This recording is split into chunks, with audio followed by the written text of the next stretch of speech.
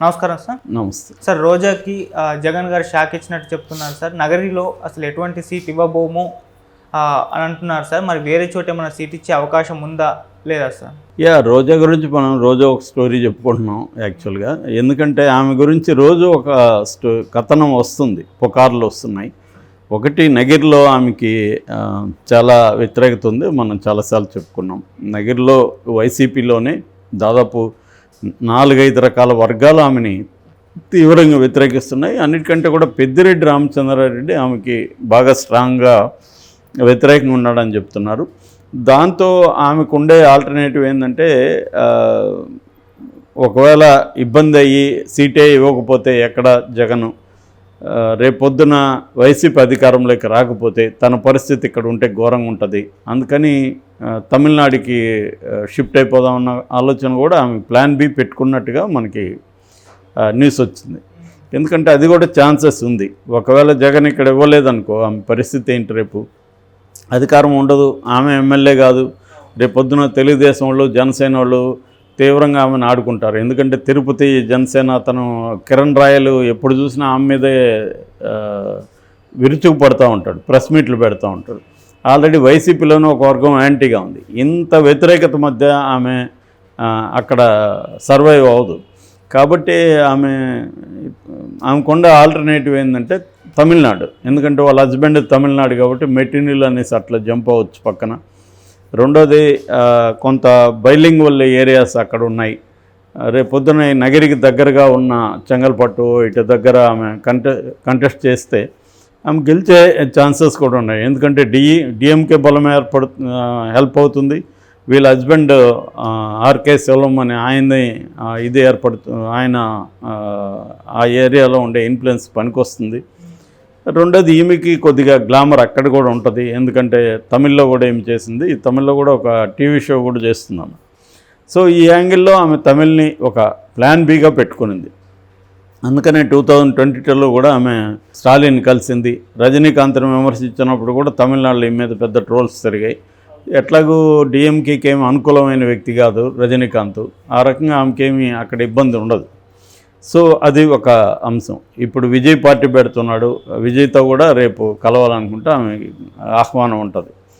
అయితే జగన్ ఆమెను వదులుకోవడానికి సిద్ధంగా ఉన్నాడా అనేది ఒక పెద్ద ప్రశ్న. ఎందుకంటే తీవ్రంగా ప్రత్యర్థుల మీద విరుచుకుపడుతున్న వైసీపీ వాళ్ళల్లో ముందు వరుసలో ఏమి ఉంటుంది. ముఖ్యంగా మహిళలకు సంబంధించి రోజా ఎవరినైనా ఢీకొనడం కానీ, ఎవరితోనైనా మాట్లాడడం కానీ, ఆమెకు ఉండే ప్రధాన బలమే అగ్రెసివ్నెస్. ఈ అగ్రెసివ్ ఒక్కోసారి ఎక్స్ట్రీమ్కి కూడా వెళ్తుంటుంది, మనం చూసాం.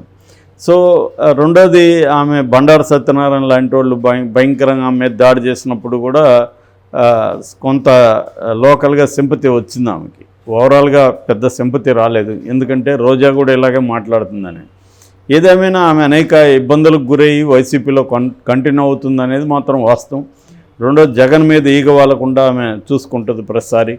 సో ఈ కాంటెక్స్లో జగన్ ఆమెను వదులుకోవడానికి సిద్ధంగా లేడు అని ఒక కొత్త కథనం వినబడుతుంది. ఈరోజు వస్తున్న కథనాల ప్రకారం ఆమెను ఒంగోలు ఎంపీగా కంటెస్ట్ చేయబోతున్నారనేది అంటున్నారు. ఎందుకంటే మాగుంట శ్రీనివాసరెడ్డి ఇప్పుడు ఎంపీగా ఉన్నాడు, ఆయన మీద నెగిటివ్గా ఉంది ఆయన. ఎందుకంటే ఢిల్లీ లిక్కర్ స్కామ్లో ఆయన కొడుకు రాఘవరెడ్డి వీళ్ళిద్దరూ ఇరుక్కున్నారు. దానివల్ల ఆయనకి సీట్ లేదని ఆల్రెడీ జగన్ చెప్పేశాడని చెప్తున్నారు. బాలినేని ఎంతో ట్రై చేసినప్పటికి కూడా సీట్ ఇవ్వట్లేదు అంటున్నారు. విజయసాయి రెడ్డి కూడా మాట్లాడుతున్నాడు వాళ్ళతో. సో ఈ కాంటెక్స్ట్లో నిన్న దర్శి ఇన్ఛార్జ్ బూచేపల్లి శివప్రసాద్ రెడ్డితో బాలినేని సమావేశం అని చెప్తున్నారు. అయితే ఈ ఒంగోలు నియోజకవర్గాల్లో చెవిరెడ్డి భాస్కర్ రెడ్డిని కూడా అనుకున్నట్టుగా చెప్తున్నారు. అయితే దాన్ని బాలినేని తీవ్రంగా వ్యతిరేకించాడని చెప్తున్నారు. ఎందుకంటే చెవిరెడ్డి కొడుకు ఆల్రెడీ అక్కడ మోహిత్ రెడ్డి చంద్రగిరిలో పోటీ చేయబోతున్నాడు ఎమ్మెల్యేగా. మామూలుగా ఒక ఇంట్లో తండ్రి కొడుకులకి ఇవ్వకూడదు అనేది ఒక వైసీపీ పాలసీగా చెప్పుకుంటున్నారు. అదేదో 1-6 మినహాయింపులు తప్ప ఓవరాల్గా అయితే ఆ పాలసీని అమలు చేయాలనుకుంటున్నారు. అందుకని అట్లనుకుంటే నా కొడుకు ప్రణీత్ రెడ్డి కూడా ఉన్నాడు కదా అని బాలినేని అన్నట్టుగా చెబుతున్నారు. ఏదేమైనా అందుకని చెవిరెడ్డి భాస్కర్ రెడ్డి కాకుండా ఉంటే ఇక్కడ ఎవరిని నిలబెట్టచ్చు అంటే వాళ్ళకున్న ఆప్షన్ రోజా. సో రోజాని ఒంగోలుకి తీసుకొచ్చి అక్కడ కంటెస్ట్ చేయిద్దాము అనేది ఒక ప్లాను. అందుకని అక్కడ లోకల్ ఎమ్మెల్యేలకి, ప్రకాశం జిల్లాలో ఉండే నాయకులకు కూడా ఆల్రెడీ హింట్ ఇచ్చాడు విజయసాయి రెడ్డి అని చెప్తున్నారు. అంటే వాళ్ళని మెంటల్గా ప్రిపేర్ చేస్తున్నాడు. రోజా రాబోతుంది, మండే కానీ ట్యూస్డే కానీ ఈమెని అనౌన్స్ చేస్తారు అనేది అంటున్నారు. ఇందులో నిజమని తెలియాలంటే ఇంకా 2-3 రోజులు ఆగాలి. ఎందుకంటే 5th లిస్టు ఇంకా రాలేదు. ఈ 5వ జాబితా వస్తే ఆ జాబితాలో రోజా ఉండే అవకాశం ఉంది.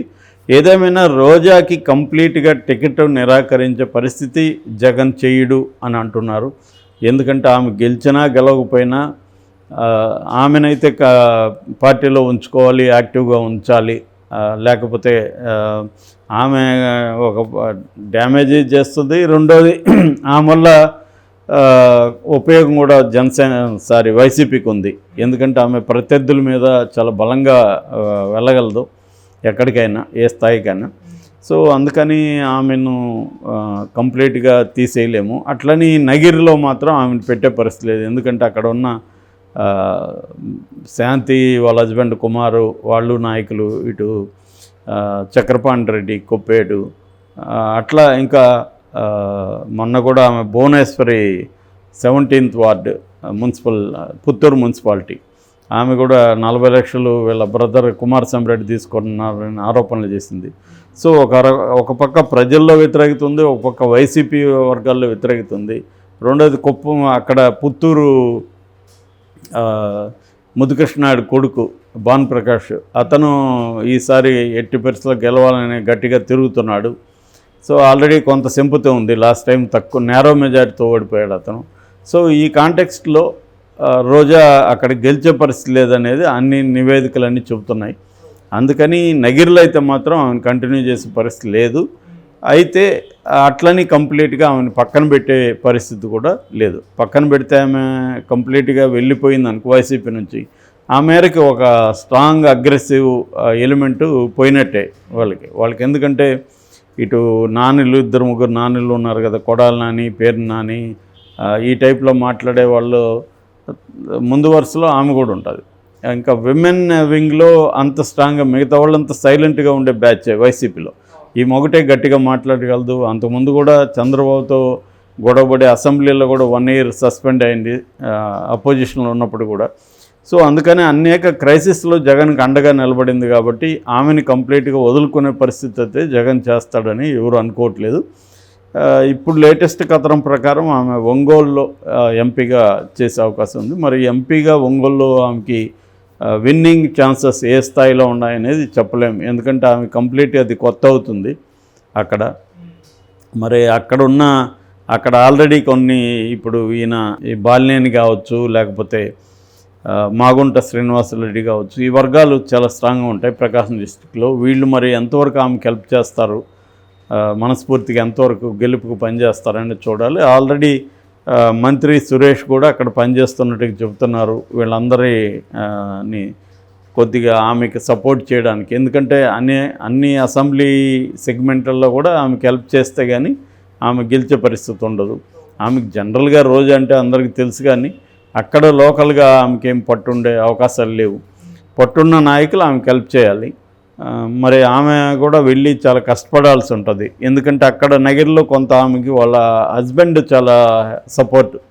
ఎందుకంటే అతను పద్మశాలి తను కూడా. సో అందుకని లోకల్గా అక్కడ ఎక్కువ వాళ్ళే ఉంటారు పాపులేషన్, నగరి చుట్టుపక్కలంతా వెరీ ఫేమస్ అది. సో అందుకని వాళ్ళతంతా ఇతను దగ్గరగా ఉండడం, వాళ్ళ సమస్యల్ని ఎప్పటికప్పుడు తీర్చడం, ఇవన్నీ చేసేవాడు. ఇప్పుడు ఇక్కడైతే అటువంటి ఒక బ్యాక్ ఎండ్ సపోర్ట్ ఈమెకు ఉండదు. మరి ఏం చేయబోతుంది రోజా ఇక్కడ ఇస్తే ఒకవేళ అనేది చూడాలి. ఒకవేళ ఇవ్వకపోతే ఏంటి పరిస్థితి అనేది కూడా మనకి ఇంకొక 2-3 డేస్లోనే క్లారిటీ వచ్చే అవకాశం ఉంది.